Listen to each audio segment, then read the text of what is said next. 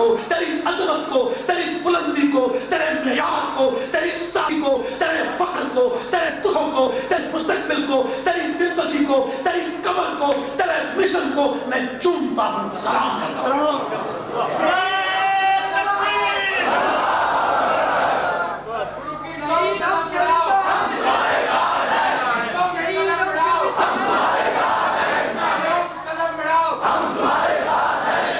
مشکل مرحلہ نقصان کر گیا۔ مشکل مرحلہ کیا تھا کہ چوکوں میں کفر نہ آئے۔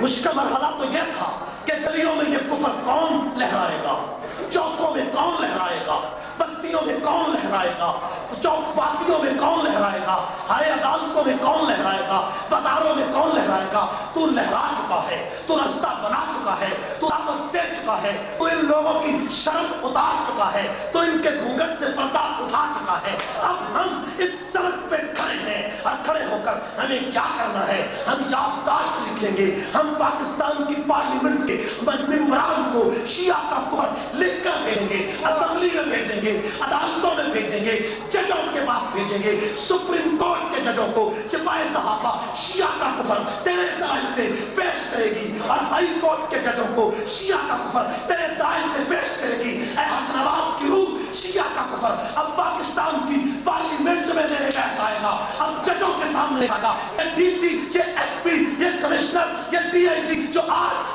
تجھے شیعہ کا کفر بیان نہیں کرنے دیتے تھے، یہ شیعہ کے کفر کے لیے ہمیں تو کہیں گے کہ تم جلسے کرو، ہماری طرف سے اجازت ہے۔ اب وقت آئے گا کہ یہ کفر اوپر سے لے کر نیچے تک ہر طبقہ پکارے گا، ہر بستی پکارے گی، ہر افسر پکارے گا، ہر ممبر پکارے گا۔ الیکشن اس بات پہ مہر لگا دے گا کہ آئندہ الیکشن تیرے مشن کی بنیاد پہ صرف جنگ کی بھی نہیں، کراچی سے لے کر کاغان کی چوٹیوں تک تیرے مشن پہ لڑا جائے گا۔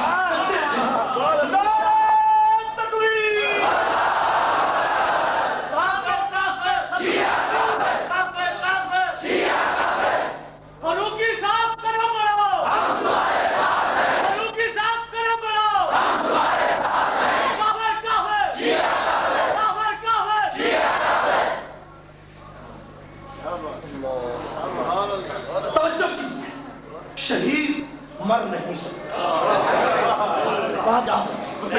شہید مر نہیں سکتے، وہ راستہ بدلتے ہیں۔ شہید مر نہیں سکتے، وہ راستہ بدلتے ہیں، راستہ بدلتے ہیں۔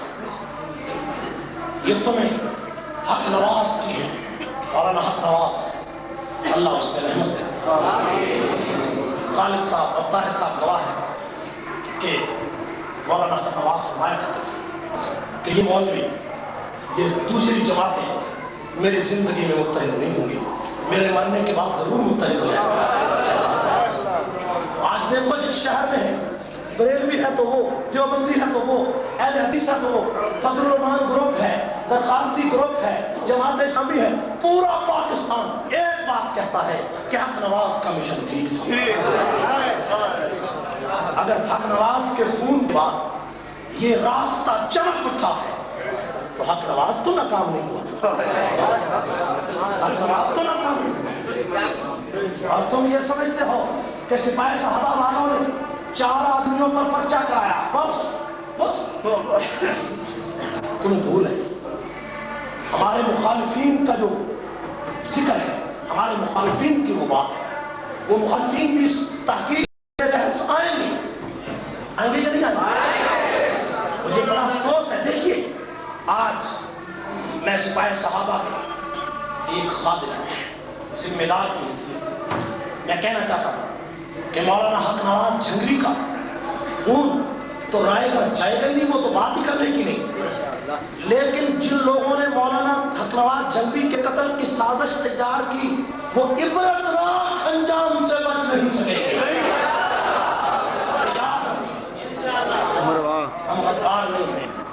جھنگوی تیرے خون سے انقلاب آئے گا، جھنگوی تیرے خون سے انقلاب آئے گا، جھنگوی تیرے خون سے انقلاب آئے گا، جھنگوی تیرے خون سے انقلاب آئے گا۔ اور تم سے تو وہ ایک 13 سال کا بچہ برداشت نہیں ہوا۔ اور دنیا میں انقلاب لانے والوں انقلاب کی بات کرنے والوں، تم سے تو 13 سال کا بچہ برداشت نہیں۔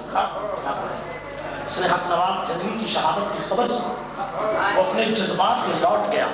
تم نے اس کو گولیوں سے ڈھونڈا، اس کے سینے پہ، اس معصوم کے سینے پہ جو گولی لگی ہے وہ رہ نہ جائے گی۔ حق نواز کا خون، جو حق نواز شہید کا خون گھر میں نہیں گرا، احرار پارک میں گرا۔ حق نواز شہید کا خون اس احرار پارک میں گرا ہے جہاں عطا اللہ شاہ بخاری بھی صدیق کے نغمے سناتا تھا۔ حق نواز شہید کا خون اسی پارک میں گرا ہے جس پارک کے ذرے ذرے میں صدیق کے نغمے گونج رہے ہیں۔ ذرے ذرے کو میں صدیق کو، عمر کی عظمت کو اکابرین کے بیانات سے سنا ہے یہ؟ اسی وہی ذرے گواہ، وہی ذرے مولانا حق نواز عظمت کردار کی، گوہر قدار کا نام۔ اور جنگ کی سرزمین پر اس اجتماع میں میں یہ بھی بتانا چاہتا ہوں کہ شیخ حاکم علی تاریخ کے سال آج بھی تعاملات تمہارے ساتھ ہے۔ جان والو اس کے لیے تیار؟ مولانا حق نواز جھنگوی پر جھوٹا مقدمہ بنا تارک افزار اور شیخ حاکم علی، آج یہ دونوں جیل کی سلاخوں کے پیچھے ہے۔ میں ان کے استقلال کو مبارکباد دیتا ہوں۔ ان کا وقت کیسے گزرا جب ان کو شہادت حق نواز کی اطلاع ملی، وہ کیسے جیل کی سلاخوں میں انہوں نے وقت گزارا، یہ بات بھولنے والی نہیں۔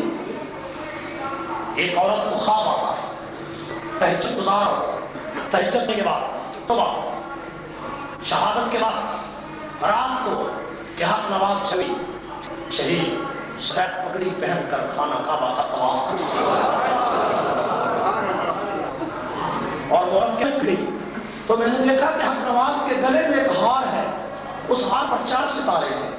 ایک ستارے میں ابو بکر کا نام ہے، ایک عمر کا نام ہے، ایک نعمان اور علی کا نام ہے۔ بڑے کو خواب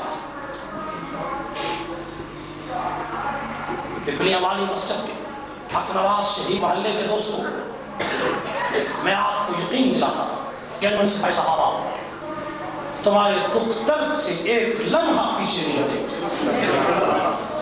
ٹھیک ہے؟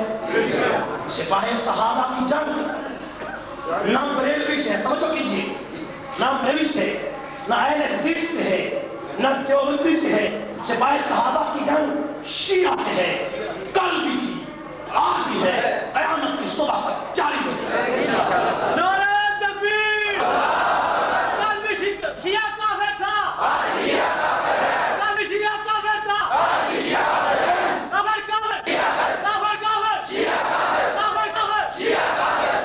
تم ہمارے موقف کو کیوں نہیں سمجھتے؟ تم بھول گئے ہو ہم ابو بکر کے دشمن کو کیسے مسلمان کہتے؟ مسلمان ہو سکتا ہے؟ عمر فاروق کے دشمن کو مسلمان مان سکتے ہیں؟ عثمان کے دشمن کو مسلمان کہہ سکتے ہیں؟ خمینی کی کتاب کشف الاسرار کے 115 صفحے پر خمینی نے لکھا کہ ابو بکر قرآن کا سب سے بڑا دشمن تھا۔ اور اسی کتاب کشف الاسرار کے 119 صفحے پر خمینی نے لکھا نعوذ باللہ کہ عمر کافر اور زندیق تھا۔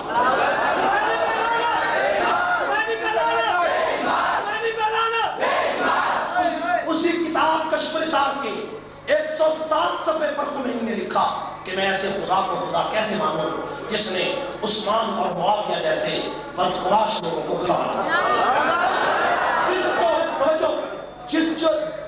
جس کے گھر میں تیری بیٹی ہو وہ تو شریف ہے، اور جس کے گھر نبی کی 2 بیٹیاں۔ میں چپ کر جاؤں، مولوی چپ کر جائے، حق نواز چپ کر جاتا، اس کو تم نے گولیوں سے ٹھنڈا کرنا چاہا، تم بھول گئے، تم نے ہماری منزل کو قریب کر دیا۔ تم دیکھو تو صحیح آگے ہوتا کیا ہے۔ جو آدمی مرنے کے لیے آ جاتا ہے ہم وہی بات کہیں گے جو معاذ بن جبل نے کیسر روم کے سامنے کہی تھی کہ وہ کیسر روم تیری فوج شراب سے جس طرح محبت کرتی ہے ہم موت سے اسی طرح محبت کرتے ہیں۔ تم بھول گئے، تم ہماری منزل کو اگر اس طرح قریب کرتے ہو ہم تیار ہیں۔ جنگ میں کئی لوگ سمجھتے ہیں کہ مولانا حق نواز جنگی کے جانے کے بعد ہمارا کوئی پرسان حال نہیں. یہ غلط ہے. سپاہ صحابہ کے قائدین ایک ایک غم میں ایک ایک دکھ میں تمہارے ساتھ ہر شریک. ہم ایک کمیٹی بنا رہے ہیں جو اس جامعہ مسجد پٹیا والا محلہ کے اس مرکزی دفتر سپاہ صحابہ میں ہر وقت موجود ہوگی. انتظامیہ کے پاس، افسران کے پاس، لوگوں کے لیے اور کیسوں کے لیے، تھانوں کے لیے، تمام سنوں کے جائز کام کے لیے اور آپ جنگی کی پوزیشن پر کوئی اور کسی جائز کام سے انکار نہیں کر سکے گا. جو انکار کرے گا اس کو حق نواز کی جلوہ دکھا دی جائے.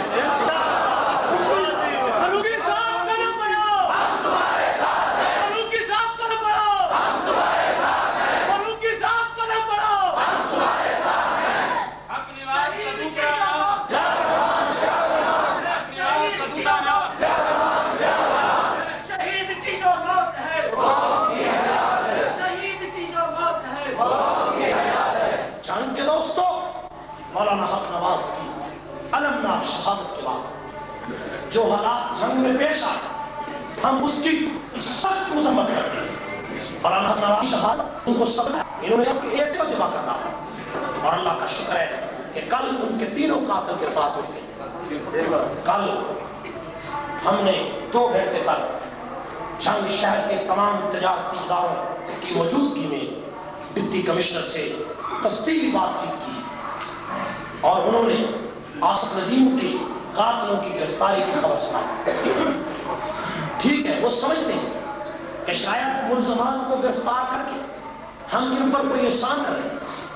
میں ڈپٹی کمشنر سے اور ایس پی سے کہنا چاہتا ہوں کہ اگر تم ہمارے قاتل پکڑتے ہو تو تمہارا ہم پر کوئی احسان نہیں. تم تنخواہ کس چیز کی دیتے ہو؟ تم اسی چیز کی تنخواہ دیتے ہو کہ ہمارے عوام کے حقوق کا تحفظ کر سکتے. لیکن یہ واقعہ جو پیش آیا ہے اس میں بھی تمہاری نااہلی کا ہے. مولانا حق نواز اس شعر پر کہتا ہے کہ مجھے 20 اور 25 فروری کے درمیان قتل کر دیا جائے گا. ڈپٹی کمشنر صاحب تمہیں یہ خبر نہیں ملی؟ تمہیں حق نواز کا داخلہ بندی کی خبریں لیا اور بلوچستان سے مل جاتی ہیں. تمہیں حق نواز کی تقریر کی یہ خبر کیوں نہیں ملی؟ یہ خبر کا نہ ملنا تمہاری انتظامیہ کی نااہلی کی دلیل ہے اور اسی بنیاد پر تمہیں استعفیٰ دے دینا چاہیے. ٹھیک ہے؟ دیکھیے اب پاکستان میں فلمی اداکاروں کے دروازے پر تم پولیس کی غارت متعین کرتے ہو، کنجروں کے دروازے پر پولیس کھڑی کرتے ہو اور ایک پاکستان کا مرد قلندر ہے، حریت فکر کا علم بردار ہے، عظمت کردار کا گوہر تابدار ہے. وہ اپنے قتل کا کہ خدشے کا اظہار کرتا ہے. تمہارا کوئی سپاہی اس کے دروازے پر نہیں آ سکتا، کوئی غارت نہیں آ سکتی اور پھر تم کہتے ہو ہمیں پتہ نہیں چلا. تمہیں اور ساری باتوں کا پتہ ہے، تمہیں اس بات کا پتہ نہیں چلتا. یہ تمہاری نااہلی کی دلیل. بے شک بے شک. ٹھیک ہے ٹھیک ہے. ہم کہتے ہیں دیکھیے وہ 17 آدمیوں پر پرچہ درج ہو گیا. پرچہ درج کرنا تمہارا فرض تھا. تم نے ہم پر کوئی احسان نہیں کیا، تم پرچہ نہ درج کر. تم بھی امتحان میں مبتلا ہوتے، ہمیں بھی امتحان میں مبتلا کرتے. ٹھیک ہے.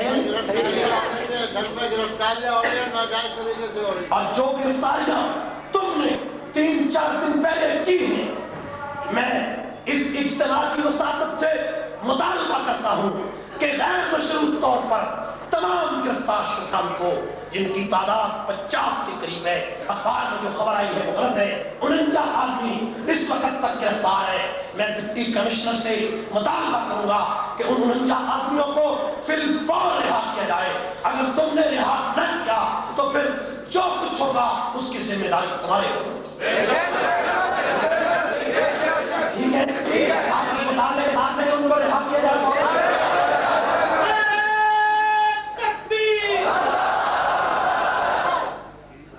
اور میں اپنے دوستوں سے کہوں گا توجہ،